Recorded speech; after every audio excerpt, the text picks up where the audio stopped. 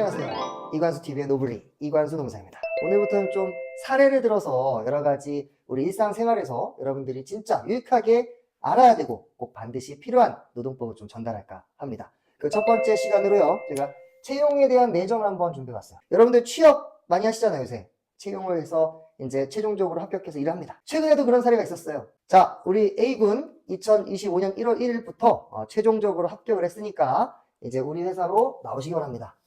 합격 통보를 합니다. 얼마나 신났겠어요, 이제 졸업 앞두고. 이제 나는 입사해서 이제 일할 것만 기다리고 있었어요. 그래서 연봉도 이제 딱 책정을 하고요. 직접 내가 이제 1월 1일 날 출근하려고 준비를 하고 있었는데 어떤 일이 발생했냐. 갑자기 1월 1일 날 출근을 앞두고 회사에 나오라는 얘기가 없네. 이거 뭐지? 뭐 당황스러울 거 아닙니까? 계약서를 쓴 것도 아니고 최종적으로 합격해서 출근하라는 얘기만 들었어요. A군 같은 경우 굉장히 낙담을 합니다. 분명히 합격해서 나오라고 말로는 다 했는데 또 취업을 하기 전에 담당 팀장, 부장, 대표이사와 좋은 저녁 자리에서 고기도 구워 먹고 소주도 한잔 하면서 앞으로 이제 열심히 일할 것을 서로 약속을 했습니다. 막상 이제 채용이 돼서 출근하려고 보니까 대략 한 12월 중순쯤 될 것 같아요. 한 2주 남겨놓고 연락이 안 돼요, 이제. 새해 출근을 앞두니까 이제 전화를 드렸을 거 아닙니까, 이제. 담당 팀장한테. 그때 뭐 인사드렸던 누구입니다. 근데 갑자기 그렇게 친절하던 대표이사가 문자를 뭐 보내도 답도 없고 카카오톡 보내도 답도 없습니다. 이상하죠, 느낌이. 그리고 나서 다가온 1월 1일 이제 딱 출근을 하러 사무실에 갑니다. 어땠을까요? 몇 시까지 출근하면 됩니까? 물어봤을 거예요, 팀장님한테. 자, 9시까지 나오면 됩니다. 그래서 정해진 사업장에 제가 A군이 딱 가게 되죠. 실제 사례입니다. 제가 사건이 지나고 있으니까. 근데 가고 나니까는 갑자기 회사의 조직원, 대표이사를 비롯한 직원들이 왜 왔냐는 식이야, 이거. 최종 합격했다고 얘기는 해놨지만 막상 가보니까 어떻게 오셨냐 이거야. 당황스럽죠, A군은. 자리도 없어요. 내가 일할 자리도 없어. 그리고 대표이사가 딱 출근을 해서 첫날 나왔더니 한 얘기가 A군, 언제 우리가 최종적으로 1월 1일자부터 근무 시작하라고 했나? 이건 머리 혼란스러운 거죠. 합격을 어떻게 통보를 했습니까? 문자, 이메일, 아니면 카카오톡 등의 문서나 증거자로 통지한 게 아니라 이 A군은 면접을 보면서 구두로 얘기를 나눴던 거예요. 당연히 구두로 며칠 날 출근하라고 결정이 됐었기 때문에 채용이 된 걸로 알고 있죠. 막상 출근일에 출근해보니까 우리가 최종 결정한 게 아니었어. 나중에 종합적으로 검토를 해보니까 너보다 더 우수한 직원이 있어서 너는 채용이 결과적으로 안 하게 된 거야. 최종적으로 합격한 건 아니야. 제 A군 여자가 대리해서 사건은 진행 중에 있습니다. 아직 결론이 나진 않았는데요. 이와 같이 채용의 내정, 즉 채용할 것을 예정하는 사건들이 많이 일상생활에 발생하고 있어요. 그럼 뭐가 쟁점입니까? 이 사건의 쟁점은 A군은 어떻게 주장을 해야 돼요?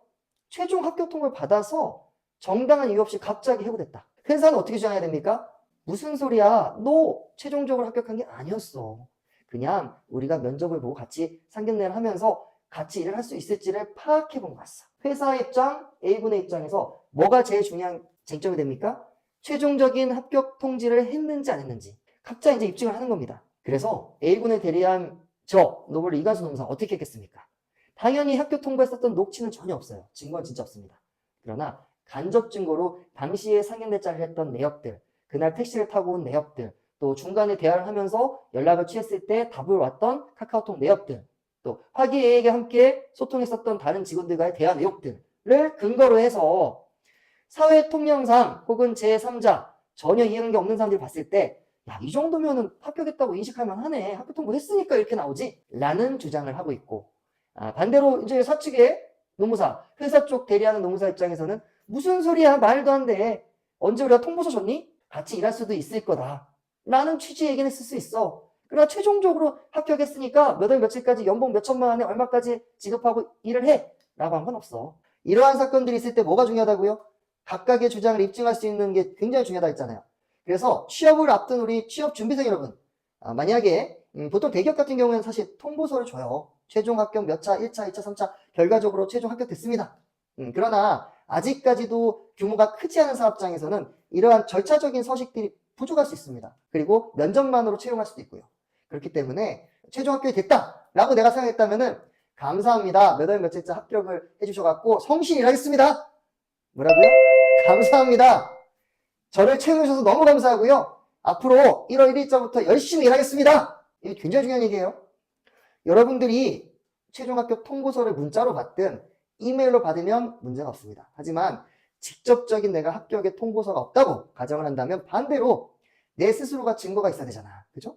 지금 특히나 취업을 알아보고 있는 여러분들 되게 중요한 얘기입니다. 나중에 혹여 채용이 취소될 수 있다라는 전제하에 내가 억울한 건 해소해야 되잖아요.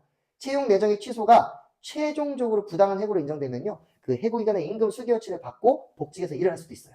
혹은 합의를 통해서 제가 그 19년차 노무사 아닙니까? 채용 내정 취소권으로 1년치 연봉 가능합니다.